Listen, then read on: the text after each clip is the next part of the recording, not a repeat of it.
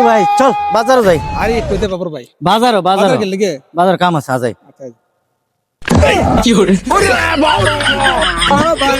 এই আমি তোরে রেডি হয়েছি বাজারে লয়ে যাম, টেহাটা আমি দেখছি। হ্যাঁ। তুই কি লেগে লইলে? কেডা তো লইছি আগে আমি না টেহাটা না আমার, না।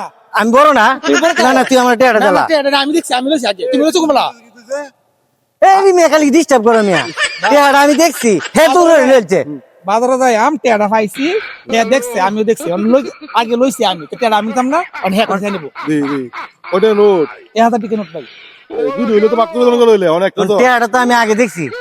এটা সমাধান দিলাই দিলাও সমাধান দিলাও।